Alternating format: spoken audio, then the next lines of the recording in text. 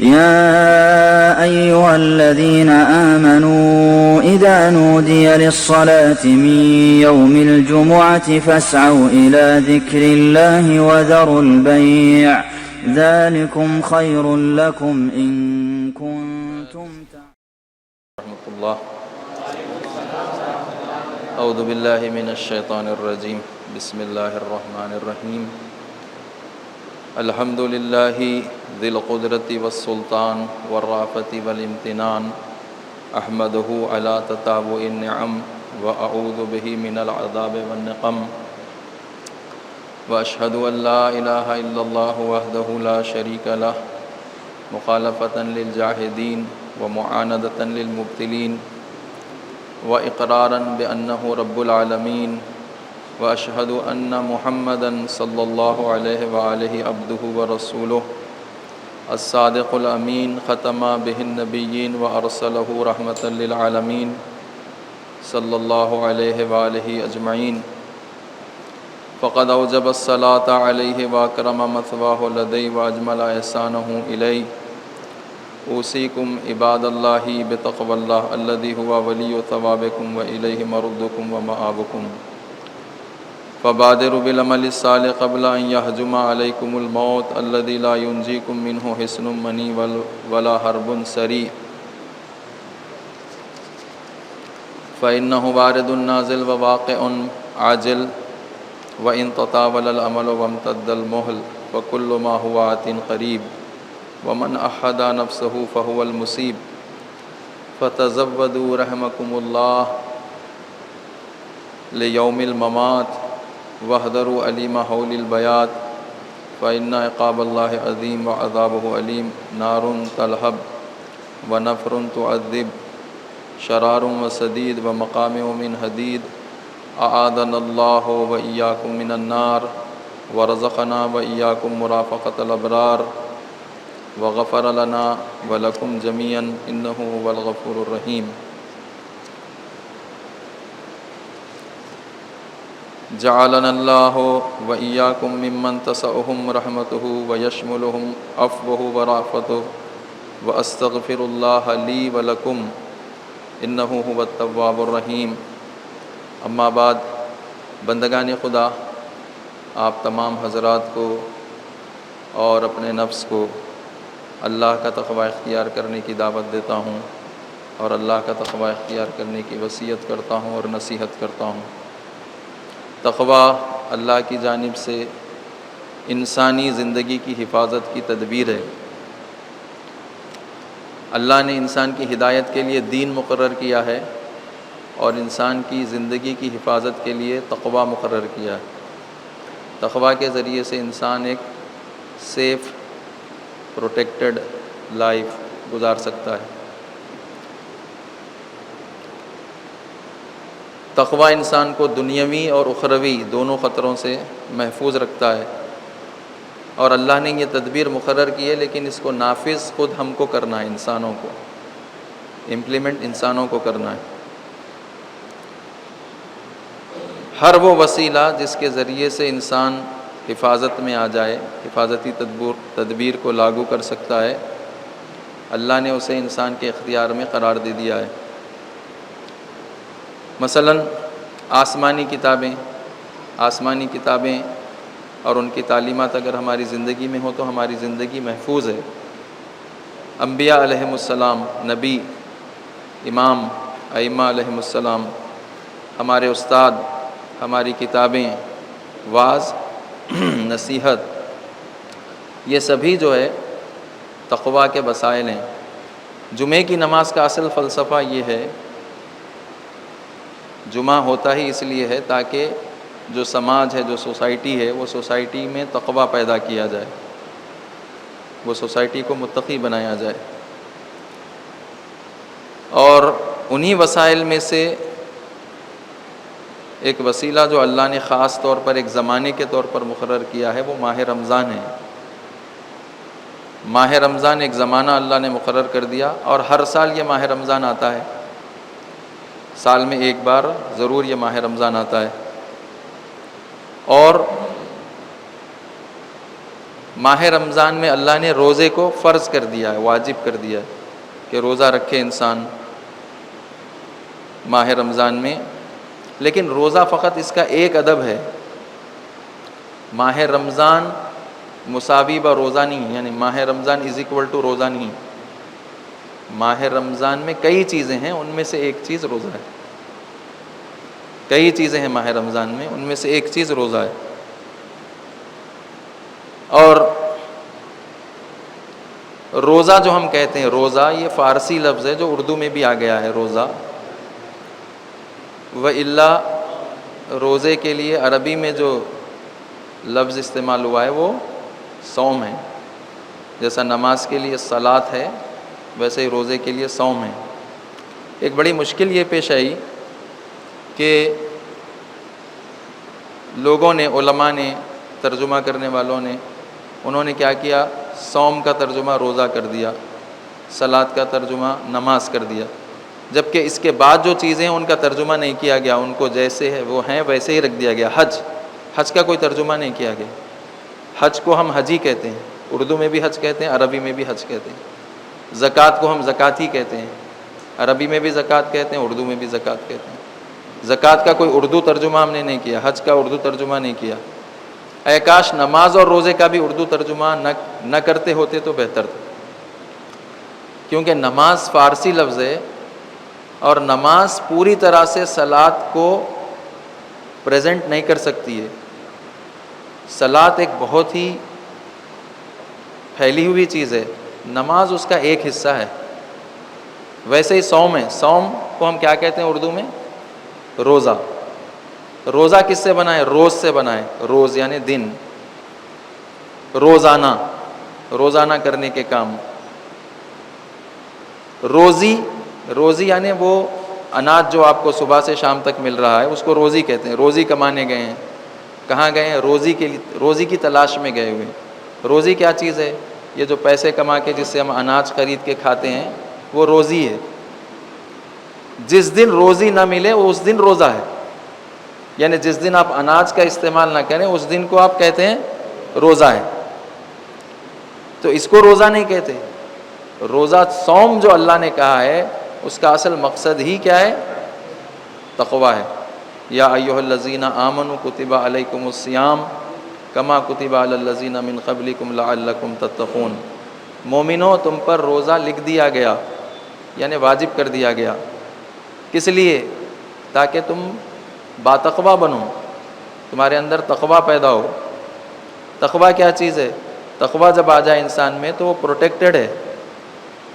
مثلا ہم لوگوں نے گاڑی پارک کی باہر، لاک نہیں کیا، چابی بھی اس کو لگی ہوئی ہے، تو کیا توقع کرتے ہیں کہ جب باہر جائیں گے تو گاڑی رہے گی. تو گاڑی کا تقویٰ یہ ہے کہ اس کو لاک کیا جائے اور وہ چابی اپنے پاس رکھی جائے تاکہ وہ گاڑی سیف رہے. پیسوں کا تقویٰ کیا ہے، وہ پیسوں کو تجوری میں رکھا جائے، بینک میں رکھا جائے. یہ تقویٰ ہے. ہر چیز کا الگ الگ تقویٰ ہے. موبائل کا تقویٰ کیا ہے، اس کو کور میں رکھا جائے، پانی میں بھیگنے سے بچایا جائے. ویسے انسانوں کا تقویٰ، انسان جب دنیا میں رہتے ہیں تو ان کو بھی خطرے لاحق ہیں، گناہ کا خطرہ لگا ہوا ہے. تو اس خطرے سے محفوظ رہنے کے لیے اللہ نے کہا کہ تم باتقویٰ بنو. باتقویٰ بننے کا ایک ذریعہ روزہ ہے. روزہ رکھو، اس کے ذریعے سے تم باتقویٰ بن جاؤ گے، یعنی تم گناہ سے دور ہو جاؤ گے، متقی بن جاؤ گے. اور تقویٰ جو ہے وہ مؤثر ترین عمل ہے صوم کا ماہ رمضان میں. اور رمضان جو ہے ایک بڑی چیز ہے، اس کے اندر ایک چیز جو ہے وہ اللہ نے صوم رکھ دی ہے.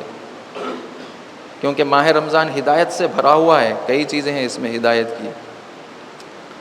جیسے حج ہے، حج میں آپ جائیں گے تو حج میں ایک عبادت نہیں ہے، حج میں کئی عبادتیں ہیں. لیکن اس میں حج میں جتنی عبادتیں ہیں اس میں کہنا کچھ نہیں ہے. ابھی آگے عرض کروں گا میں وہ کیوں ہیں. ماہ رمضان جو آیا ہے اور ہر سال جو آتا ہے آ کے گزر جاتا، اور جیسے عام دن ہم گزارتے ویسے ماہ رمضان بھی گزر جاتا. لیکن ماہ رمضان کے بعد جو چینج ہمارے اندر آنا چاہیے وہ چینج نہیں آتا. مثلا نہانے سے پہلے جسم پر میل لگا ہوا تھا، نہا لیا، غسل کر لیا، نہانے کے بعد غسل کر لیا، تو اب یہ تقاضا کیا کیا جائے گا؟ بھائی نہانے کے بعد بدن سے میل کچیل سب دور ہو گیا ہو۔ نہانے کے بعد بھی بدن ویسے ہی ہے میلا، تو پھر نہانے کا کچھ فائدہ ہوا یا نہیں ہوا؟ ماہ رمضان آیا ہم سے گناہ کو چھڑانے کے لیے، گناہ کے میلوں کو چھڑانے کے لیے، لیکن ماہ رمضان گزر گیا، گناہ کا میل ویسے ہی، گناہ کا میل بدن پہ نظر نہیں آتا، وہ تو روح پہ ہوتا ہے، روح پہ ویسے ہی گناہ چپکے ہوئے ہیں، نکلے ہی نہیں وہ۔ تو اس کا مطلب ماہ رمضان ہم کو پاک نہیں کر سکا، ہم پیش نہیں کر سکے اپنے آپ کو ماہ رمضان پر کہ ہمیں پاک کر دے۔ ہم پاک کب ہوں گے؟ جب پانی ڈالیں گے اوپر یا پانی کے اندر اتریں گے تو میل کٹے گا۔ پانی ڈالے بغیر ہم یہ توقع کریں کہ میل کٹ جائے، تو ماہ رمضان جو آ گیا ہے، اب ہم اپنے آپ کو ماہ رمضان کے حوالے کریں کہ وہ ہماری روح پر جو لگے ہوئے میل ہے، گناہ، اس کو جھڑا دے۔ اسی لیے ماہ رمضان کو رمضان بھی اس لیے کہا گیا، رمضان کہتے ہیں تپش کو، گرمی کو۔ جب کوئی چیز گرم کی جاتی ہے تو وہ چیز مثلا درخت کو آگ لگا دیجیے آپ، کیا ہوگا؟ درخت جل جائے گا، گرمی سے جل جائے گا۔ ماہ رمضان کی تپش کس چیز کو جلاتی ہے؟ ماہ رمضان کی گرمی کس چیز کو جلاتی ہے؟ ماہ رمضان کی گرمی گناہوں کو جلاتی ہے، گناہ جل جانے چاہیے۔ تو ماہ رمضان کو ایک ورکشاپ کے طور پر، ایک کارگاہ کے طور پر پیش کیا گیا ہے۔ ورکشاپ کس کو کہتے ہیں؟ گاڑی بنانی ہے آپ کو، کہاں لے جاتے ہیں؟ میکینک کا جو شیڈ ہوتا ہے اس کو ورکشاپ کہتے ہیں، جہاں نیچے گاڑیاں رکھ کے وہ گاڑیاں بناتا ہے، جو بھی خرابی ہے ان گاڑیوں کی دور کرتا ہے، اس کو ورکشاپ کہتے ہیں۔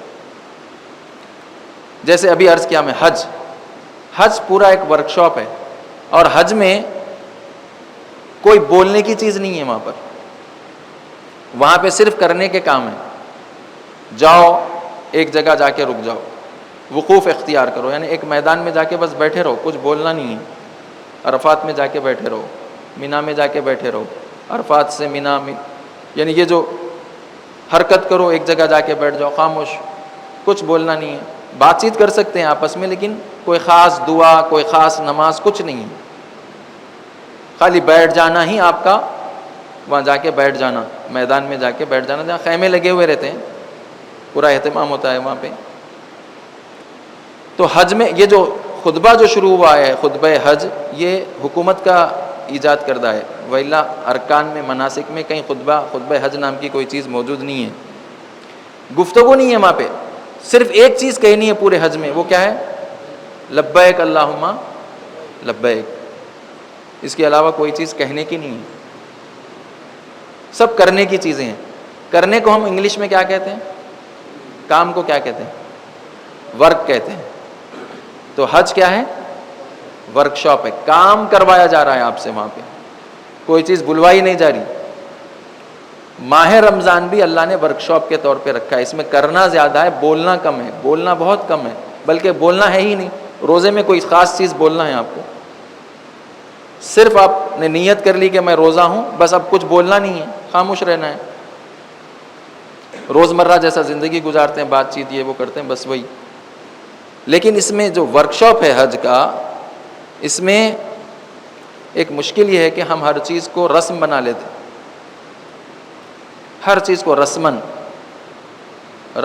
رسم کے طور پر انجام دیتے ہیں۔ ہر مناسبت، ولادت آئی ایک رسم انجام دے دی، شہادت آئی ایک رسم انجام دے دی۔ اور یہ جو رسم کا جو مسئلہ ہے، یہ عقیدت مند لوگ، جذباتی لوگ، عقیدت مند لوگوں کی تسکین کا ذریعہ ہوتی ہے رسم۔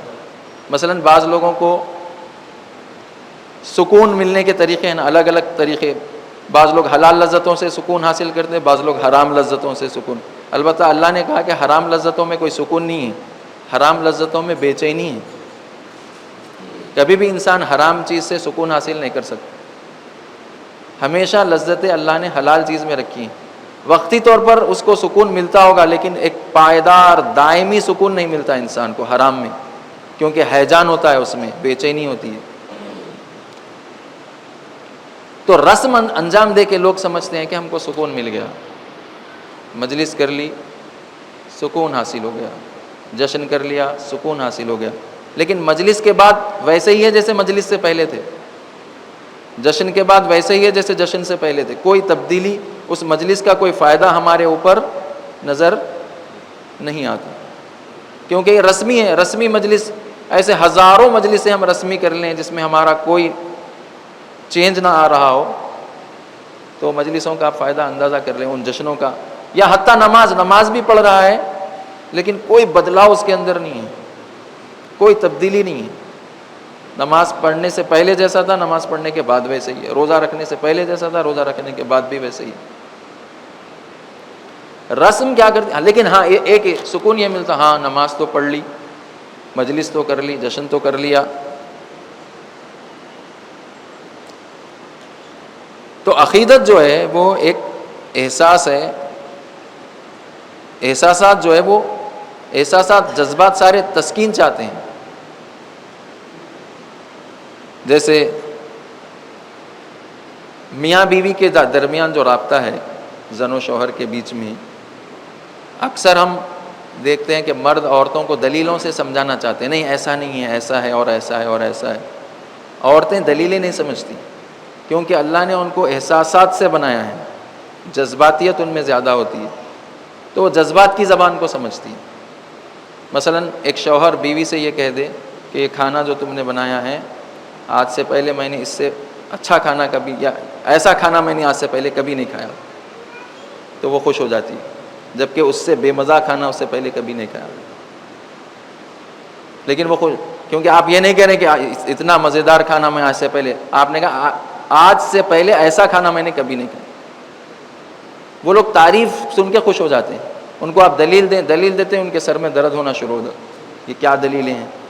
لیکن آپ جذباتی باتیں کریں ان کے ساتھ، احساساتی باتیں کریں، یہ کھانا بہت اچھا ہے، یہ تمہارے کپڑے بہت اچھے ہیں، خوش ہو جاتے. دلیلیں ان کو دینے کی ضرورت نہیں. ویسے ہی یہ احساساتی جذباتی جو لوگ رہتے ہیں وہ دلیلوں سے قانع، دلیل نہیں سمجھتے وہ، اور ان کے سامنے دلیل لانا حماقت ہے. تو ہم رسومات کے ذریعے سے، ماہ رمضان آیا، چند رسمیں انجام دے لی، سحری کر لی، اٹھ کے افطار کر لیا، روزہ رکھ لیا، تو ہاں چلو بھائی ماہ رمضان کا حق ادا ہو گیا. سحری افطار کرنے کو ضروری سمجھتے ہیں. بعض لوگ روزہ رکھے بغیر سحری افطار کرنے کو واجب سمجھتے ہیں. روزہ رکھا نہیں رکھا، افطار واجب ہے کرنا، افطار ضرور کریں گے. روزہ نہیں رکھیں گے تب بھی افطار کریں گے، سحری بھی کریں گے. تو ایک بڑا نقصان یہ ہے کہ ماہ رمضان گزر جائے سال بھر میں، اور پھر ہم کو وہ مثلاً ایک آدمی کو 1,00,000 روپے دیے جائیں، دے کے کہا جائے یہ 1,00,000 سے 2,00,000 بناؤ، 2,00,000 سے 3,00,000 بناؤ، لیکن وہ 1,00,000 لے کے زیرو کر دے اس کو. ماہ رمضان جب شروع ہو رہا ہے تو اللہ نے ہمارے ہاتھ میں 1,00,000 نعمتیں دے دی ہیں. اب ہمارا کام کیا ہے، ان 1,00,000 کو خرچ کر کے اس کو 2,00,000 بنائیں. لیکن ہم کرتے کیا ہے، ماہ رمضان ختم ہو جاتا تو زیرو ہو جاتے. تو یہ نقصان ہے یا فائدہ ہے؟ نقصان ہے. اسی لیے رسول اللہ نے خطبہ شعبانیہ میں دستور دیا، یعنی پورا ایک خطبہ ارشاد فرمایا جس کو خطبہ شعبانیہ کہتے ہیں، کہ ماہ رمضان میں کرنا کیا ہے. جب ماہ رمضان آ رہا تھا رسول اللہ نے کہا قد اقبل الیکم شہر اللہ بالبرکۃ والرحمۃ والمغفرہ، تمہاری طرف اللہ کا مہینہ آ رہا ہے رحمت، مغفرت اور برکت لے کر. لمبا خطبہ آپ نے ارشاد فرمایا، کیا کرو اس مہینے میں اور کیا مت کرو، کیا کرنا ہے اور کیا نہیں کرنا ہے. فرمایا کہ تم اس مہینے میں، یہ جو مہینہ ہے اس کے دن تمام دنوں سے بہتر ہیں، افضل ہیں، اس کی راتیں تمام راتوں سے افضل ہیں، اس کی گھڑیاں تمام گھڑیوں سے افضل ہے، اور اس مہینے میں تم اللہ کے مہمان ہو، اللہ تمہارا میزبان ہے، اور اللہ نے تم کو کرامت عزت دی ہے اس مہینے میں. اللہ نے تم کو اس مہینے میں، مہمان جب آتا ہے تو ہم کیا کرتے ہیں، اس کو عزت سے پیش آتے ہیں. تو اللہ میزبان ہے اور مہمان ہم خود ہیں، اور اللہ کہہ رہا ہے میں تمہارا احترام کرتا ہوں ماہ رمضان میں تمہاری عزت کرتا ہوں. اور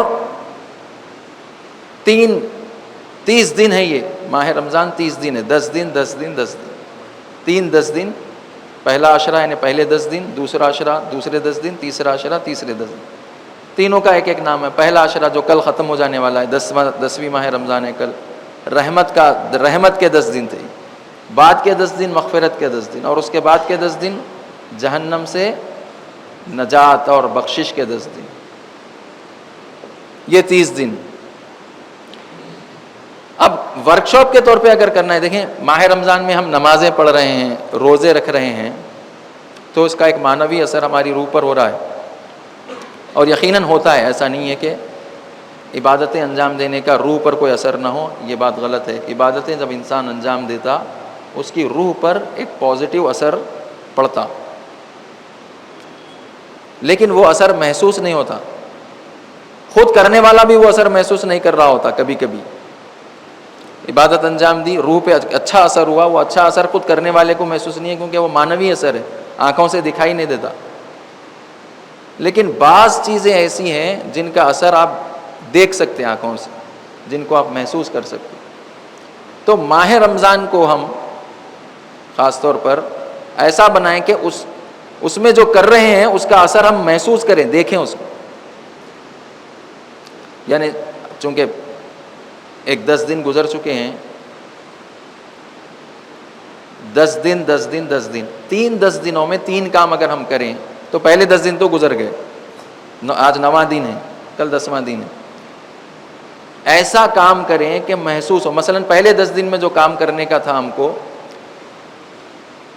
خطبہ شعبانیہ میں رسول اللہ نے فرمایا وَصِلُوا أَرْحَامَكُمْ، تم اپنے رشتہ داروں سے صلہ رحمی کرو.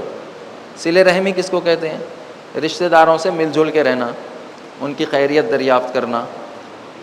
وہ بیمار ہو گئے تو ان کی مزاج پرسی کے لیے جانا، جس کو ہم عیادت کہتے ہیں. وہ مالی طور پر کمزور ہے، غریب ہیں، ان کے پاس ان کے بچوں کو تعلیم دلانے کے لیے پیسے نہیں ہیں، تو بچوں کی تعلیم کی فیس ادا کرنا. بیمار ہو گئے، علاج کرنے کے پیسے نہیں ہیں، تو علاج کے پیسے دینا. اس کو کہتے ہیں صلہ رحم. رشتہ داروں کے ساتھ اچھا سلوک اور اچھا برتاؤ کرنا، ان کے ساتھ لڑنا نہیں، جھگڑنا نہیں.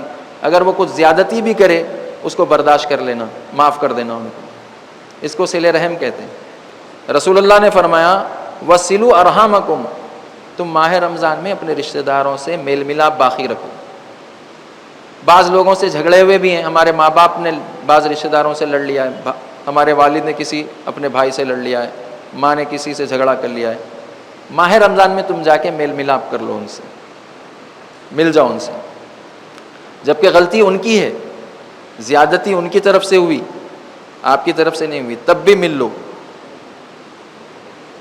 ملنے کا طریقہ کیا ہے؟ ان کو کچھ ہدیہ دے دو، کوئی تحفہ، کوئی گفٹ دے دو. ہدیہ یعنی وہ چیز جب انسان کسی کو دیتا ہے. گفٹ کس کو کہتے ہیں؟ ہدیہ. اس گفٹ کو عربی میں ہدیہ کہتے ہیں. ہدیہ یعنی جب دیتا ہے تو وہ خود پیچھے ہوتا ہے، وہ جو چیز دے رہا ہے وہ سامنے ہوتی ہے، پیش جو کر رہا ہے، پیشکش. کیا کرو؟ رشتہ داروں کو افطار بھیجو، ان کے گھر افطار بھیج دو. اگر آپ کے گھر کے قریب ہے، ان کے لیے کچھ میوے خرید کے، جو بھی چیز ہے خرید کے ان کی افطار کے لیے ان کو دے دو. دور ہیں وہ لوگ، اس شہر میں نہیں ہے، کوئی اور شہر میں رہتے ہیں، ان کے گھر جانا مشکل ہے. پیسے بھیج دو یہاں سے. یہ 1000 روپے آپ کے اکاؤنٹ میں ٹرانسفر کر رہے ہیں تاکہ آپ اسے اپنے گھر میں افطار کا اہتمام کریں، میوے وغیرہ لا کے آپ کھائیں، بچوں کو کھلائیں. رشتہ داروں سے اب جب ماہ رمضان کے 10 دن یہ آپ نے کام کر لیا، اس کا نتیجہ یعنی ماہ رمضان ختم ہونے کے بعد ملے گا. کس دن ملے گا میں عرض کروں گا. پہلے 10 دن کیا کیا آپ نے؟ رشتہ داروں سے میل ملاپ کا. پہلے 10 دن زیادتی بھی کر رہے ہیں، جو زیادتی کر رہے ہیں ترجیح پر ان کو رکھا. پریفر سب سے پہلے وہ ہے جو زیادتی کر رہے ہیں، جا کے ان سے مل کے معافی تلافی جو بھی کرنی ہے کر کے دن میں یا رات میں جس وقت بھی ہو ان کو منا لیا. 10 دن یہی کام کر لیا آپ نے. دوسرے 10 دن رسول اللہ نے فرمایا کہ تصدقو، ماہ رمضان میں تم صدقہ دو. صدقہ دو یعنی اپنے پاس جو بھی پیسہ ہے، طاقت ہے، وہ طاقت کو راہ خدا میں لگاؤ. پیسہ راہ خدا میں لگاؤ، وقت راہ خدا میں لگاؤ. تصدقو، صدقہ دو. صدقے کا مطلب پیسے دینا نہیں ہے، میں عرض کر چکا ہوں یہ بات. صدقہ ہمیشہ پیسوں کا نہیں ہوتا. اب یہ طالب علم میرے سامنے بیٹھے ہوئے اسٹوڈنٹس، یہ کچھ کماتے نہیں ہیں، ان کے جیب میں کوئی پیسہ نہیں ہے، یہ کیا صدقہ دیں گے؟ یہ کیا صدقہ؟ ان کے پاس طاقت موجود ہے تو یہ کیا کریں گے؟ مسجد میں جھاڑو مار دیں گے، تو یہ ان کی طاقت کا صدقہ ہو گیا۔ افطار تقسیم ہو رہی ہے، والنٹیئرنگ کریں گے، روزے داروں کو پراپر طریقے سے افطار پہنچائیں گے، یہ ان کی طاقت کا صدقہ ہے۔ وقت دے رہا ہے، اسٹوڈنٹ ہے لیکن پیسے نہیں ہے اس کے پاس، لیکن اللہ کی راہ میں وقت خرچ کر رہا ہے، تو یہ وقت کا صدقہ ہے۔ آپ کے پاس کوئی ہنر ہے، آپ میتھمیٹکس جانتے ہیں اور آپ کا دوست نہیں جانتا، تو آپ نے کیا کیا؟ اس تھوڑی سی میتھمیٹکس کو سکھا دی، یہ آپ کے ٹیلنٹ کا صدقہ ہے۔ کوئی شخص صدقے سے محروم نہیں رہ سکتا محض اس وجہ سے کہ اس کے پاس پیسے نہیں ہیں، ایسا نہیں ہے۔ پیسہ نہیں ہے، طاقت ہے آپ کے پاس، طاقت لگاؤ، وقت دو، اس کو کہتے ہیں انفاق۔ انفاق کرنا یعنی راہ خدا میں خرچ کرنا۔ گھر میں کچھ فالتو سامان ہیں جو آپ کے استعمال میں نہیں ہے، کپڑے رکھے ہوئے ہیں، سال بھر گزر گیا، کپڑے پہن رہی نہیں، وہ کپڑے اٹھا کے کسی ضرورت مند کو دے دو۔ جوتا رکھا ہوا ہے، چھوٹا ہو گیا، نہیں پہن بھی نہیں رہے ہیں، کسی اور کو دے دو۔ آپ کی جو ضرورت کا سامان نہیں ہے، گھر میں ایسے ہی بیکار رکھا ہوا ہے، جگہ گھیرے ہوئے، اس کو اٹھا کر کسی کو دے دو۔ رسول اللہ سے پوچھا گیا، یا رسول اللہ ہم کیا لوگوں کو کیا دیں، انفاق کیا کریں؟ تو رسول اللہ نے فرمایا العف، وہ چیزیں جو تمہارے استعمال کی نہیں ہے وہ دے دو، وہ کپڑے جو تم پہنتے نہیں ہو وہ ضرورت مند کو دے دو، وہ جوتے جو تم نہیں پہن، وہ کتابیں جو تمہارے استعمال میں نہیں ہیں، دوسرے کو اس کی ضرورت ہے وہ دے دو۔ انفاق۔ اور تیسرا کام جو اس ماہ رمضان میں کرنا ہے وہ کیا کرنا ہے؟ عادتوں کو چھوڑنی ہے۔ انسان بیٹھ کے عادتیں لکھے، کیا کیا بری عادتیں میرے اندر ہے، 1 2 3 لسٹ بنائے۔ ہے نا ہم میں سے کوئی ایسا نہیں ہے جن میں بری عادتیں نہیں ہیں۔ بعض بری عادتیں حرام ہیں، بعض بری عادتیں حرام نہیں ہیں تب بھی ہے ہمارے اندر۔ مثلا بعض لوگ سمجھتے ہیں کہ سگریٹ پینا حرام نہیں ہے جبکہ حرام ہے، لیکن سمجھتے ہیں کہ حرام نہیں ہے، یہ بری عادت ہے۔ حلال بھی اگر سمجھ کے پی رہے ہیں تو کوئی اچھی عادت نہیں ہے، لیکن ماہ رمضان بہترین موقع ہے کہ انسان وہ عادت کو چھوڑ دے۔ بعض اگر یہ سمجھ رہے ہیں کہ وہ گٹکا کھا رہے ہیں یا زردہ کھا رہے ہیں، وہ حلال سمجھ کے کھا رہے ہیں، ٹھیک ہے، اگر حلال سمجھ کے بھی کھا رہے ہیں تو کوئی اچھی عادت ہے، وہ بری عادت ہے۔ بہترین موقع وہ عادتوں کو چھوڑنے کا کون سا ہے؟ ماہ رمضان۔ کیوں؟ کیونکہ صبح سے شام تک آپ کھانا نہیں کھا رہے ہیں جبکہ روز 3 وقت کھاتے ہیں کھانا۔ صبح سے شام تک حلال کھانا جو 3 وقت کھاتے ہیں صبح سے شام تک، وہ چھوڑے ہوئے ہیں۔ کس وجہ سے؟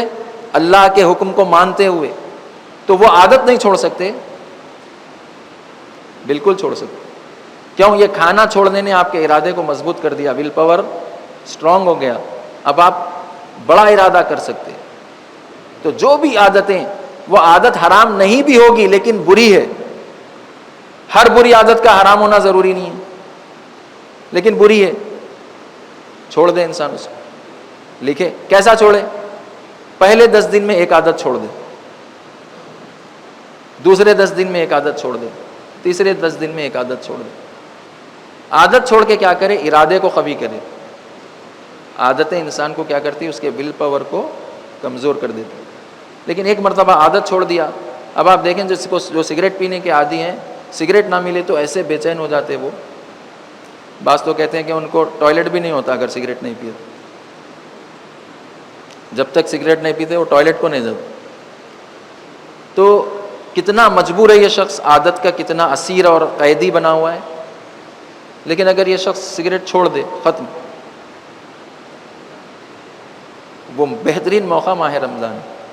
تو اب نتیجہ کب نکلے گا اس کا؟ 30 دن گزر گئے، آپ نے 10 دن رشتہ داروں سے میل ملاپ کے رکھے تھے، رسول اللہ کا جو بتلایا ہوا دستور تھا، سلوا ارحامکم، 10 دن آپ نے کیا کیا؟ انفاق کیا، لوگوں کو صدقہ دیا، پیسے دیے، کپڑے دیے، پیسے نہیں ہے کپڑے نہیں ہے تو طاقت دی، وقت دیا۔ تیسری چیز، آپ نے بری عادتیں چھوڑی۔ عید کا دن آ گیا، 30 دن گزر گئے، عید کا دن آ گیا۔ اب یہ عید کا دن کون سا دن ہے؟ اب یہ جو 30 دن آپ نے جو کام کیا، ورک کیا ورک شاپ میں، اب یہ پرائز کا دن ہے۔ پرائزز کب ملیں گے؟ انعام کب ملے گا؟ عید کے دن ملے گا، صلہ جس کو کہتے ہیں، عید کے دن آپ کو صلہ ملے گا۔ کن چیزوں کا؟ یہ جو چیزیں، اور وہ اس وقت آپ محسوس کریں گے اس کو۔ نماز پڑھ رہے تھے، وہ اثر جو ہو رہا تھا وہ محسوس نہیں ہو رہا تھا، لیکن رشتہ داروں سے جو میل ملاپ آپ نے کیا، بری عادتیں آپ نے جو چھوڑی، عید کے دن اس کا صلہ آپ کو ملے گا۔ اور پھر جب صلہ ملے گا تو وہ واقعی معنی میں عید ہوگی، حقیقی عید ہوگی انسان کی۔ تو ماہ رمضان جو ہے وہ عادتیں چھوڑ کر ارادوں کو مضبوط کرنے کا مہینہ ہے۔ روزہ رکھا اس لیے گیا ہے کہ انسان کے ارادے مضبوط ہو جائیں۔ اور پھر اگر انسان ہمت کرے، دیکھیں یہاں پہ انڈیا میں یا پاکستان میں ایک ہی رات کو شب قدر سمجھتے ہیں۔ شیعہ کے پاس ایک رات شب قدر ہے، سنی کے پاس ایک رات شب قدر ہے۔ شیعہ کہتے ہیں 23ویں رات شب قدر ہے، سنی کہتے ہیں 27ویں رات شب قدر ہے۔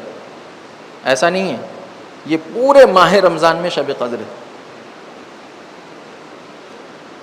پورا پہلی سے، یعنی انسان چاہے تو ماہ رمضان کی ہر رات کو اپنے لیے شب قدر بنا سکتا ہے، ارادوں کو مضبوط کر کے۔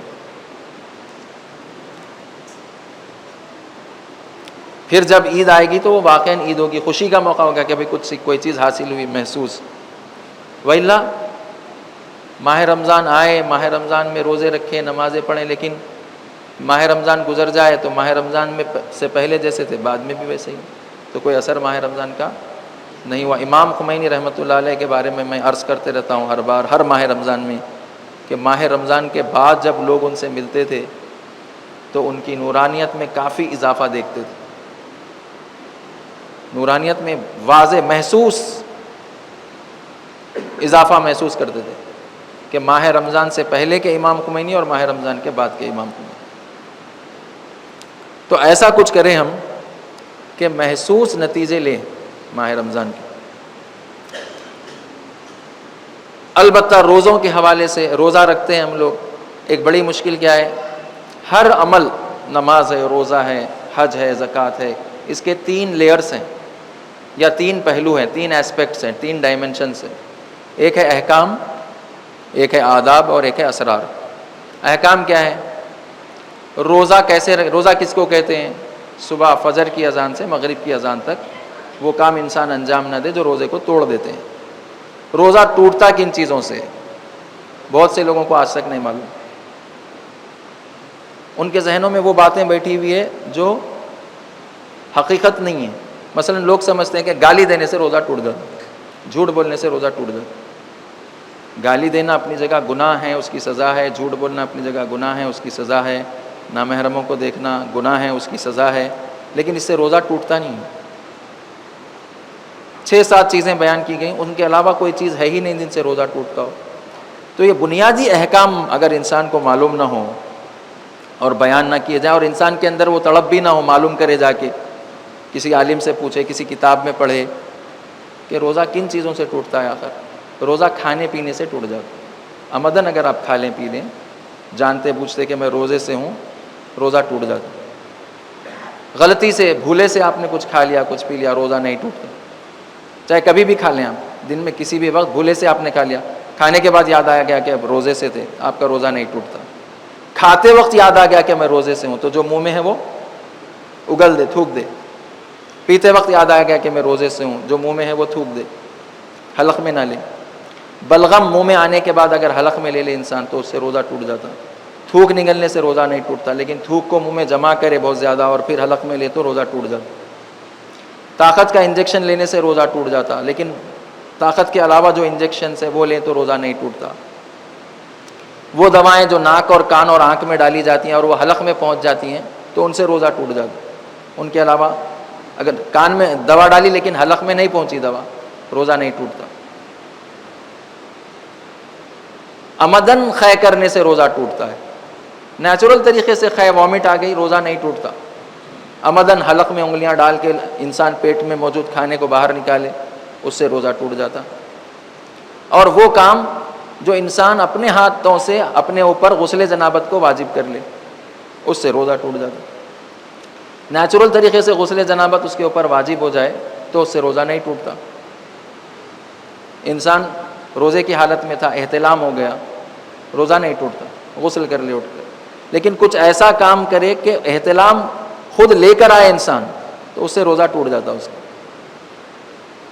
اللہ، رسول اور اہل بیت پر جھوٹی باتیں باندھنے سے روزہ ٹوٹ جاتا۔ جھوٹ، اللہ نے فرمایا میں کہہ رہا ہوں نہیں فرمایا، اللہ نے نہیں فرمایا میں کہہ رہا ہوں فرمایا۔ اینیما لینے سے روزہ ٹوٹ جاتا، آج کل کوئی لیتا نہیں ہے اینیما۔ اینیما ایک طرح کا پیٹ کی صفائی کا نظام ہے، ہاسپٹلس میں اینیما دیتے ہیں، خاص طور پر حاملہ عورتوں کو اینیما دیتے ہیں پیٹ میں موجود گندگی صاف کرنے کے لیے۔ وہ اگر اینیما لیں تو روزہ ٹوٹ جاتا۔ اس کے علاوہ کسی چیز سے روزہ نہیں ٹوٹتا۔ بعض فقہا کے نزدیک سر کو پانی میں ڈبونے سے روزہ ٹوٹ جاتا۔ سر اگر آپ پانی نہانے سے، یہ ایک بڑی مشکل ہے، لوگ سمجھتے ہیں روزے کی حالت میں پانی نہیں نہا سکتے۔ ارے پانی نہا سکتے، صبح سے شام تک کبھی بھی پانی نہا سکتے، صبح سے شام تک کبھی بھی بال کاٹ سکتے، صبح سے شام تک کبھی بھی ناخن کاٹ سکتے، اس سے اس پر روزے کا کوئی اثر نہیں ہوتا۔ یہ لوگوں میں پھیلائی ہوئی باتیں ہیں، پتہ نہیں کس نے پھیلا دی۔ روزہ نہیں ٹوٹتا اس سے۔ مکروہ کس سے ہوتا ہے روزہ؟ مکروہ خون نکالنے سے ہوتا ہے، خون نکلنے سے روزہ مکروہ نہیں ہوتا۔ مکروہ ہونے کا مطلب کیا ہے؟ روزہ مکروہ ہونے کا مطلب یہ ہے کہ روزے کے ثواب میں کمی واقع ہو جائے۔ مثلا روزہ رکھنے پر آپ کو 100 پوائنٹس ملنے تھے، آپ نے کوئی مکروہ کام انجام دے دیا تو وہ پوائنٹس گھٹ کے 80 ہو گئے، 50 ہو گئے۔ عبادتوں میں مکروہ کا مطلب ثواب کی کمی ہے، ثواب کم ملے گا۔ روزے میں آپ نے خون نکالا اپنے سے، روزہ مکروہ ہو گیا۔ خون خود بخود نکلا، آپ نے نکالا نہیں، روزہ مکروہ نہیں ہوا۔ خاص گھاسیں ہیں، وہ گھاس آپ نے سونگھ لی، روزہ مکروہ ہو گیا۔ مکروہ ہو گیا ہے نا، روزے کا ثواب کم ہو گیا۔ بعض لوگ سمجھتے ہیں مکروہ ہونے کا مطلب روزہ ختم ہو گیا، ٹوٹ گیا، کھانا پینا شروع کر دے۔ نہیں، کھانا پینے کی ضرورت نہیں ہے۔ روزہ مکروہ ہونے کا مطلب ثواب میں کمی آ گئی۔ اچھا روزہ کیوں نہیں رکھا؟ سحر میں نہیں اٹھے۔ سحر میں اٹھنا واجب ہے، سحر میں نہ بھی اٹھے انسان تب بھی روزہ رکھنا واجب ہے۔ سحر میں اٹھنا واجب نہیں ہے روزہ رکھنے کے لیے۔ سحر میں اٹھ کے کھانا اس لیے کھاتے ہیں تاکہ کمزوری نہ ہو دن بھر۔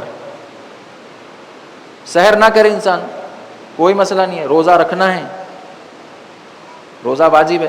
نہیں، ہم سخت کام کرتے ہیں، باورچی ہے، آگ کے سامنے کھڑے رہ کے کام کرتے ہیں، ہم وال پینٹر ہے، ہم روزہ نہیں رکھ سکتے، یہ عذر نہیں ہے، یہ بہانہ نہیں چلنے والا ہے، روزہ رکھنا ہے، کتنا ہی سخت کام کیوں نہ ہو۔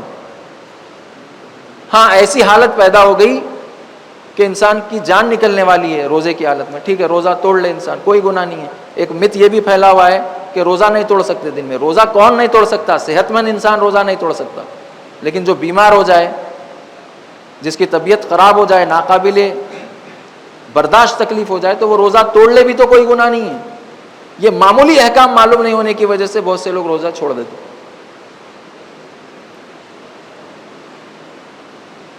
روزہ رکھنا ضروری ہے، واجب ہے۔ بچوں کے امتحانات ہے، ماں باپ کہتے ہیں نہیں بیٹا روزہ مت رکھو، کمزور ہو جائیں گے، جبکہ واجب ہو گیا اس کے اوپر روزہ، بالغ ہو گیا وہ بچہ، روزہ رکھنا ہے، امتحان ہو کچھ ہو روزہ رکھنا ہے، روزہ چھوڑ نہیں سکتے۔ روزہ معاف ہے کن لوگوں پر؟ جو بیمار ہے، ایسے بیمار ہے جو روزہ نہیں رکھ سکتے، تکلیف ہوگی ان کو شدید روزے میں، معاف ہے ان کے اوپر، وہ روزہ نہ رکھیں۔ عورت حاملہ ہے، پیٹ میں بچہ ہے، روزہ رکھے گی تو بچے کو غذا نہیں پہنچے گی، بچے کی جان کو خطرہ ہو جائے گا، تو اس حاملہ عورت پر، پریگننٹ وومن پر روزہ معاف ہے۔ ماں ہے، بچے کو دودھ پلاتی ہے، اگر روزہ رکھے گی، غذا ماں کو کم ملے گی، بچے کو دودھ نہیں بنے گا، تو اس ماں پر روزہ معاف ہے۔ مسافر پر روزہ معاف ہے۔ ایک شخص یہاں سے بمبئی گیا ہوا ہے 5 دن کے لیے، 10 دن سے کم کا سفر کیا ہوا ہے، روزہ معاف ہے اس کے اوپر، روزہ نہیں رکھنا ہے ان کو۔ لیکن یہ جو بیمار ہے، موقتی طور پر بیمار ہوئے، 4 دن بیمار ہوئے، بعد میں ٹھیک ہو گئے، تو 4 دن کے جو روزے چھوٹ گئے، اگلا ماہ رمضان آنے سے پہلے قضا کریں گے اس کو ایک ایک کر کے۔ 4 دن چھوٹ گئے، 5 دن چھوٹ گئے، 10 دن چھوٹ گئے، جتنے بھی دن روزے، جیسے عورتیں ہیں، عورتوں کو پیریڈز ہوتے ہیں منتھلی، ان دنوں میں ان کے اوپر روزہ واجب نہیں ہے، لیکن جتنے روزے چھوٹ گئے اس ایام میں، ماہ رمضان کے بعد اس کی قضا کرے گی۔ نماز کی قضا نہیں ہے لیکن روزے کی قضا ہے۔ جتنی نمازیں چھوٹ گئی عورتوں سے مینسس کی حالت میں، وہ نمازیں نہیں پڑھیں گی عورتیں، لیکن روزے جتنے چھوٹ گئے وہ روزے رکھیں گی واجب، قضا کریں گی اگلا ماہ رمضان آنے سے پہلے۔ اگر عمدن روزے چھوڑ دے انسان، کفارہ واجب ہے اس کے اوپر، ایک روزے کے بدلے 60 روزے، ایک روزے کے بدلے 60 مسکینوں کو کھانا کھلانا۔ یہ احکام معلوم ہو گئے تو آپ اس کو ذہن نشین کر لیجئے، دوسروں کو بھی بتائیے۔ دوسرے جو معمولی چیزوں سے کہتے ہیں یہ روزہ نہیں رکھے، کیوں نہیں رکھا؟ سحر میں نہیں اٹھے، تو سحر میں اٹھنا ضروری تھوڑی، روزے کو باطل ہو گیا سمجھتے ہیں معمولی چیزوں کی وجہ سے۔ نہیں، روزہ باطل نہیں ہوتا، جھوٹ بول دیے روزہ باطل۔ ہاں، روزے کا معنوی اثر کم ہو جاتا، ایسا نہیں ہے روزہ رکھ کے انسان دن بھر گالیاں دیتا رہے۔ ایک عورت نے اپنی نوکرانی کو گالی دی روزے کی حالت میں، رسول اللہ کھجور لے کر آ گیا اس کے پاس، کھا لو یہ کھجور۔ تو عورت نے کہا کہ میں روزے سے ہوں۔ تو رسول اللہ نے فرمایا کہ تم کس بات کا روزہ ہو؟ تم روزے سے بھی ہو اور گالیاں بھی دے رہی ہو، کھا لو یہ۔ روزے کا اخلاقی پہلو ٹوٹ جاتا، فقہی روزہ نہیں ٹوٹتا۔ اگر وہ کھجور کھا بھی لیتی تب بھی شام تک اس کو بھوکا پیاسا ہی رہنا۔ تو جو لوگ روزہ نہیں ہیں ان کی ذمہ داری کیا ہے؟ شوگر ہے، روزہ نہیں ہے، پہلے رکھ کے دیکھے انسان رکھ سکتا ہے یا نہیں رکھ سکتا، اس کے بعد تشخیص دے۔ نہ ڈاکٹر نے کہہ دیا، ڈاکٹر نے کہہ بھی دیا ہے تو آپ رکھیے، پہلے طبیعت بہت خراب ہو رہی ہے، بالکل جان پہ بنا رہی، تو اس وقت آپ روزہ توڑ لیجئے، کوئی گناہ نہیں ہے۔ لیکن روزہ رکھا ہی نہیں ہے، پہلے سے یہ ذہن بنائے ہوئے ہیں کہ روزہ نہیں رکھنا ہے کیونکہ میں بیمار ہوں۔ جیسا بہت سے لوگ کرسیوں پہ بیٹھ کے نماز پڑھتے ہیں جبکہ کھڑے رہ کے نماز پڑھ سکتے۔ بیٹھ کے نماز اس کو پڑھنا ہے جو بالکل کھڑے نہیں رہ سکتا، بالکل بھی کھڑے نہیں رہ سکتا، اس کو بیٹھ کے نماز پڑھنا ہے۔ 2 رکعت نماز ہے، 1 رکعت کھڑے رہ کے پڑھ سکتا ہے تو 1 رکعت کھڑے رہ کے پڑھے گا، 1 رکعت بیٹھ کے پڑھے گا۔ 4 رکعت نماز ہے، 2 رکعت کھڑے رہ کے پڑھ سکتا تو 2 رکعت کھڑے رہ کے پڑھے گا، 2 رکعت بیٹھ کے پڑھے گا۔ 3 رکعت کھڑے رہ کے پڑھ سکتا تو 3 رکعت کھڑے رہ کے پڑھے گا، 1 رکعت بیٹھ کے پڑھے گا۔ کسی چیز کے سہارے سے پڑھ سکتا، دیوار کا سہارا لے کے کھڑے رہ سکتا، ڈنڈے کا سہارا لے کے کھڑے رہ سکتا، کرسی کے سہارے سے کھڑے رہ سکتا، بیٹھ نہیں سکتا، کھڑے رہ کے نماز پڑھے گا۔ ذہن بنا ہوا ہے، اچھا خاصا چلتے ہوئے آتے لیکن پھر بیٹھ کے نماز پڑھتے۔ بیٹھ کے نماز ان کو پڑھنا ہے جو اصلاً کھڑے ہو ہی نہیں سکتے، چلنا بھی دوبھر ہے ان کے لیے۔ ویسے روزہ معاف کن لوگوں پر ہے؟ جو بالکل نہیں رکھ سکتے، ایسے بیمار ہیں روزہ رکھیں گے تو ممکن ہے یہ خوف پیدا ہو جائے کہ شاید مر جائیں گے، ٹھیک ہے روزہ معاف ہے ان کے اوپر، روزہ نہ رکھیں وہ لوگ۔ لیکن ایک شخص صحت مند ہے، روزہ رکھ سکتا ہے۔ بعض لوگوں کو پیاس لگنے کی بیماری ہے، ان پر بھی روزہ معاف ہے، بار بار پیاس لگتی ہے ان کو، اللہ نے معاف کر دیا۔ لیکن کریں گے کیا یہ لوگ؟ ہر روزے کے بدلے 750 گرام اناج فدیے کے طور پر کسی غریب کو دے دیں گے، یعنی پورے مہینے کے 22.5 کلو اناج، چاول یا آٹا کسی غریب کو دے دیں گے۔ فدیہ ہے یہ کن لوگوں کا؟ جو روزہ نہیں رکھ سکتے بیماری کی وجہ سے، یا حاملہ ہے عورت، یا بچے کو دودھ پلانے والی ہے، یا مجھے پیاس لگنے کی بیماری ہے، یا بڑھاپا ہے میرے اوپر، میں روزہ نہیں رکھ سکتا، تو یہ کیا کرے؟ فدیہ دے، ہر روزے کے بدلے 700۔ نہیں میں خود غریب ہوں نہیں دے سکتا، وہ بھی معاف ہے، کوئی مسئلہ نہیں، نہ دے، وہ خود محتاج ہے، جن کے پاس ہے وہ دے، جن کے پاس نہیں ہے وہ نہ دے، استغفار کرے۔ اتنی چھوٹ اور آسانیاں دی گئی ہیں ہم کو، چونکہ ہم کو یہ آسانیاں معلوم نہیں ہے تو دین ہمارے لیے بن گیا ہے مشکل۔ لیکن اگر آسانیاں بتلا دی جائیں کہ دین بہت آسان چیز ہے، کتنا آسان ہے، جیسے پانی پینا آسان ہے انسان کے لیے، پانی پینا کوئی مشکل چیز ہے، ویسے دین آسان ہے، دین پر عمل کرنا آسان ہے۔ لیکن یہ آسان کب ہے؟ جب انسان کے پاس معرفت ہو۔ یہ تو میں نے احکام بیان کیے روزے کے، آداب اور ہیں، اسرار اور ہیں، ہم احکام میں ہی پھنسے ہوئے ہیں، احکام ہی نہیں معلوم ہے ہم کو، نتیجے میں روزے چھوڑتے جاتے ہیں واجبات۔ تو یہ سب جان لے انسان۔ پھر آداب کی بات آتی ہے کہ روزہ رکھے تو فقط پیٹ انسان کا روزہ نہ ہو، اس کے اعضاء و جوارح بھی روزہ ہو، کان بھی روزہ ہو، آنکھ بھی روزہ ہو، زبان بھی روزہ ہو، ہاتھ بھی روزہ ہو، پیر بھی روزہ ہو۔ پھر آخری درجہ روزے کا دل روزہ ہو انسان۔ یہ احکام ہے، اور حیف ہے یہ حیدرآباد میں گزشتہ 3 جمعے مجھے یہاں آنے کی توفیق نہیں ہوئی، الگ الگ مسجدوں میں جا کے جمعہ پڑھنے کی توفیق ہوئی۔ وہ سطحی معمولی باتیں جو لوگوں کو پہلے سے معلوم ہے، نماز پڑھو روزہ رکھو، ٹھیک ہے یہ تکرار اچھی بات ہے، نماز پڑھو روزہ رکھو، لیکن جو باتیں لوگوں کو معلوم ہی نہیں ہے اصلاً، وہ نہ جمعے میں اصلاً ایک جملہ ویسا بیان نہیں کیا جا رہا. تو ظاہر سی بات ہے جس شہر کے جمعوں کی یہ حالت ہو کہ جہاں پہ معمولی باتیں لوگوں کو بتلائی نہ جائیں، اگر وہ جاہل رہیں وہ قوم بے عمل رہے تو اس قوم کو حق ہے یہ.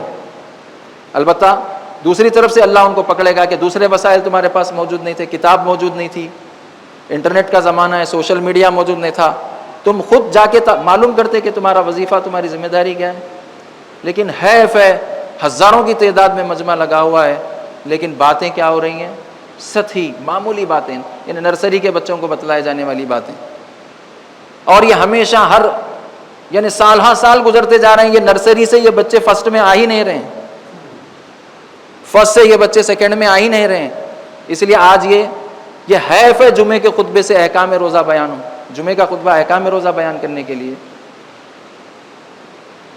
یہ باتیں بہت پہلے معلوم ہو جانی چاہیے تھی سب کو، لیکن وہ جمعوں میں جائیں آپ سطحی باتیں کر کے بس پبلک کو جانا ہے، جلدی ہے، سب کے جابس لگے ہوئے ہیں، سرسری باتیں کرے ادھر ادھر کی، بس پبلک کو چھوڑ دیا، پھر پبلک گئی اپنے کاموں پہ لگ گئی.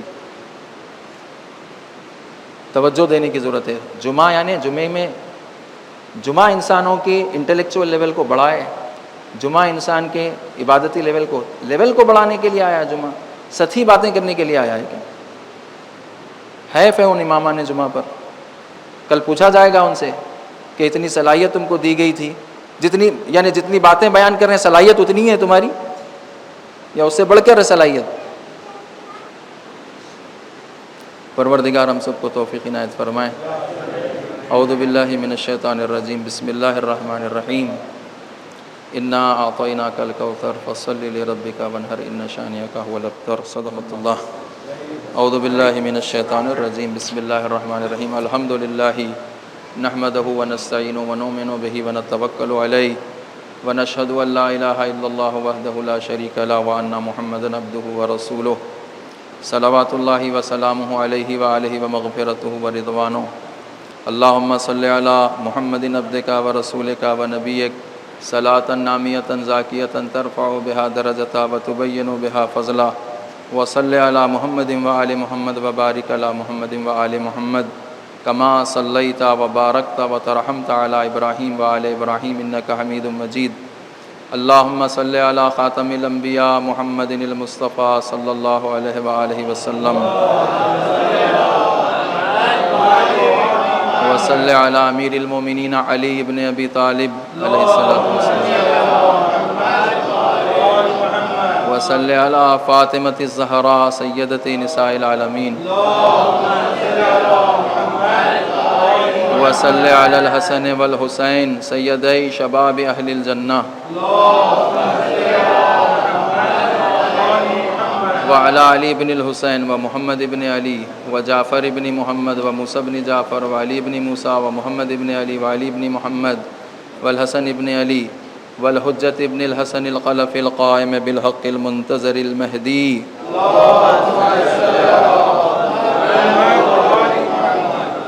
اللہم عذب کفرۃ اہل الکتاب الذین یصدون عن سبیلک ویجحدون آیاتک ویکذبون رسلک. اللہم خالف بین کلمتہم والق الرعب فی قلوبہم وانزل علیہم رجزک ونقمتک وباسک الذی لا تردہ عن القوم المجرمین. اللہم انصر جیوش المسلمین وسرایاہم ومرابطہم فی مشارق الارض ومغاربها انک علی کل شیء قدیر. اللہم اغفر للمؤمنین والمؤمنات والمسلمین والمسلمات. اللہم اجعل التقوی زادہم والایمان والحکمۃ فی قلوبہم وأوزعهم أن يشكروا نعمتك التي أنعمت عليهم وأن يوفوا بعهدك الذي عاهدتهم عليه. إله الحق وخالق الخلق. اللهم اغفر لمن توفي من المؤمنين والمؤمنات والمسلمين والمسلمات ولمن هو لاحق بهم من بعدهم منهم إنك أنت العزيز الحكيم. إن الله يأمر بالعدل والإحسان وينهى عن الفحشاء والمنكر والبغي يعظكم لعلكم تذكرون. اذكروا الله يذكركم فإنه ذاکر لمن ذکر واسأل اللہ من رحمتہ وفضلہ فإنہ لا یخیب علیہ داع دعا. ربنا آتنا فی الدنیا حسنۃ وفی الآخرۃ حسنۃ وقنا عذاب النار. اما بعد، اس ہفتے کی سب سے اہم ترین مناسبت کل کا دن ہے 10 ماہ رمضان وفات حضرت خدیجۃ الکبریٰ سلام اللہ علیہا۔ حضرت خدیجہ رسول اللہ صلی اللہ علیہ وآلہ وسلم کی پہلی زوجہ ہیں جس سے آپ نے شادی کی۔ رسول اللہ نے 9 شادیاں فرمائی ہیں، اور یہ رسول اللہ ہی کو اللہ نے یہ امتیاز بخشا تھا کہ آپ نے 9 یا 11 شادیاں فرمائیں۔ عام مسلمانوں کو 4 شادیوں کی اجازت ہے، وہ 4 ایک وقت میں 4 بیویاں رکھ سکتا ہے ایک مسلمان، لیکن رسول اللہ کو خاص امتیازی حیثیت حاصل تھی کہ آپ کو اللہ نے 9 بیویاں ایک حکمت کے تحت 9 یا 11 بیویاں رکھنے کی اللہ نے اجازت دی۔ ان میں سب سے پہلی جو بیوی تھی رسول اللہ کی زوجہ وہ حضرت خدیجہ تھی، اور جب تک حضرت خدیجہ زندہ رہیں رسول اللہ نے دوسری شادی نہیں کی۔ دوسری شادی رسول اللہ نے اس وقت کی جب حضرت خدیجہ فوت ہو گئیں، لیکن اس کا یہ مطلب نہیں ہے کہ ایک مسلمان ہمیشہ انتظار کرے کہ پہلی بیوی فوت ہو تو دوسری، یہ سوسائٹی میں پھیل جاتی ہے یہ باتیں، نہیں، ایک مسلمان ایک وقت میں 4 بیویاں رکھ سکتا ہے۔ رسول اللہ نے خدیجہ کے احترام میں دوسری شادی نہیں، وإلا آپ کو اجازت تھی شادی کرنی کی۔ خدیجہ فوت ہو گئی 10 ماہ رمضان کو شیب ابی طالب میں شہادت جیسی موت ان کو واقع ہوئی، بھوک پیاس فاقہ، انتقال ہو گیا، نیچرل ڈیتھ ہو گئی۔ لیکن ان کے انتقال کے بعد رسول اللہ ان کو بھولے نہیں، ہمیشہ یاد فرماتے تھے، ہمیشہ ذکر کرتے تھے خدیجہ کا کہ خدیجہ کیسی بیوی تھی، خدیجہ کو یاد فرماتے تھے، اور دوسری بیویوں کو ناگوار گزرتا تھا کہ یہ خدیجہ کو کیوں یاد کر رہے ہیں جبکہ ہم موجود ہیں۔ رسول اللہ کی جو سب سے جوان ترین زوجہ تھیں، ایک بار رسول اللہ نے کہا کہ کاش خدیجہ موجود ہوتی اس وقت، تو ان کو ہمیشہ ناگوار گزرتا تھا، اس وقت اور بھی زیادہ ناگوار گزرا، تو انہوں نے کہا، غصے میں آ گئیں، کہا کہ یہ کیا طریقہ ہے آپ کا، میں ساری بیویوں میں سب سے کم عمر میں ہوں اور سب سے خوبصورت میں ہوں، مجھ جوان بیوی کے موجود ہوتے ہوئے آپ اس عجوزہ کو یاد کر رہے ہیں۔ عجوزہ کس کو کہتے ہیں اگر اس کا میں اردو میں ترجمہ کروں تو بڑھیا، جوان بیوی کے موجود ہوتے ہوئے آپ اس بڑھیا کو یاد کر رہے ہیں، نعوذ باللہ۔ رسول اللہ کو بڑی ناگوار گزری یہ بات، فرمایا کہ تم کیا جانتی ہو کہ خدیجہ کون تھی، تمہیں کیا معلوم ہے کہ خدیجہ کون تھی؟ خدیجہ وہ خاتون تھی جب سب میرا انکار کر رہے تھے تو سب سے پہلے خدیجہ نے مجھ پر ایمان لایا۔ پہلا اگر کوئی مسلمان بنا ہے زمین پر رسول اللہ پر سب سے پہلے ایمان اگر کوئی لے کر آیا مردوں اور عورتوں میں تو وہ حضرت خدیجہ ہے۔ سب سے پہلے خدیجہ مجھ پر ایمان لے آئی، جب سب میرا انکار کر رہے تھے، میری تکذیب کر رہے تھے، مجھے جھٹلا رہے تھے کہ آپ اللہ کے رسول نہیں ہیں، لیکن خدیجہ وہ خاتون تھی جس نے سب سے پہلے اقرار کیا کہ آپ اللہ کے رسول ہیں۔ بصیرت ایسی تھی اس خاتون کے اندر، اور اسی بصیرت کی بنیاد پہ ایمان لانے میں سوچا نہیں۔ بعض لوگ کہتے ہیں نا، اگر آپ کوئی سامنے ان کے پیشکش کریں میں سوچ کے جواب دیتا ہوں، اور کرنا بھی یہی چاہیے، لیکن خدیجہ کو رسول اللہ کی حقانیت کا اس قدر علم تھا کہ سوچا، وقت نہیں لیا آپ نے، ایمان لے کر آ گئے رسول اللہ، بصیرت کی بنیاد پر۔ بابصیرت لوگوں کو بہت زیادہ سوچنے کی ضرورت نہیں پڑتی، اور رسول اللہ نے شادی بھی بصیرت کی وجہ سے کی۔ لوگ کہتے ہیں خدیجہ کے پاس پیسے تھے، دولت تھی، رسول اللہ کو اسلام پھیلانے کے لیے پیسوں کی ضرورت تھی تو رسول اللہ نے پیسوں کی وجہ سے خدیجہ سے شادی کر لی۔ نعوذ باللہ، الزام ہے یہ جو مستشرق ویسٹرن کنٹریز کے لوگ لگاتے ہیں رسول اللہ پر کہ پیسوں کے لیے شادی کر لی۔ پیسوں کے لیے شادی نہیں کی، بصیرت کی وجہ سے شادی کی۔ خدیجہ کے اندر موجود بصیرت کو دیکھ کر رسول اللہ نے شادی کی۔ اگر وہی بصیرت کسی دوسری خاتون میں دیکھتے تو دوسری سے شادی کر لیتے۔ خدیجہ میں وہ بصیرت تھی، دولت بھی تھی آپ کے پاس، اور خدیجہ نے وہ ساری دولت رسول اللہ کے قدموں میں ڈال دی کہ اس کو اسلام پر خرچ کر۔ کون عورت ہوتی ہے؟ عورت تو پیسے بچانا چاہتی ہے،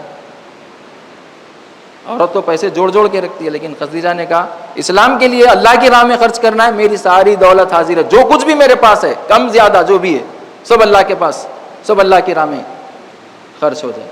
دوسری چیز انفاق، یہی چیز راہ خدا میں خرچ کر دینا۔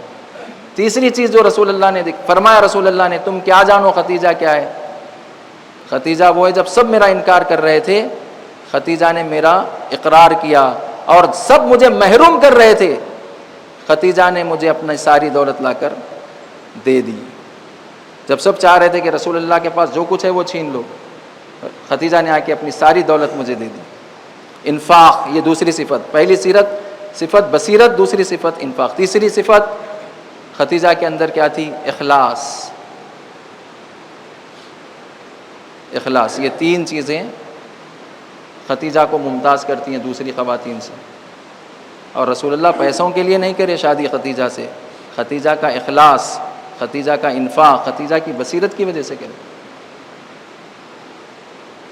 اور پھر جب تک زندہ رہے رسول اللہ خدیجہ کو یاد کرتے رہے، اور جس سال خدیجہ کا انتقال ہوا اور اسی سال ابو طالب کا بھی انتقال ہوا، رسول اللہ نے اس سال کو غم کا سال قرار دیا۔ یہ سال میرے لیے غم کا سال ہے کیونکہ میرے دو محسن ختم ہو گئے، ایک ابو طالب اور دوسرے خدیجہ۔ خدیجہ کو خدیجہ بنانے والی چیز خدیجہ کی بصیرت ہے، ان کا انفاق ہے اور ان کا اخلاص۔ پروردگار ہم سب کو توفیق عنایت فرمائے۔ اعوذ باللہ من الشیطان الرجیم، بسم اللہ الرحمن الرحیم۔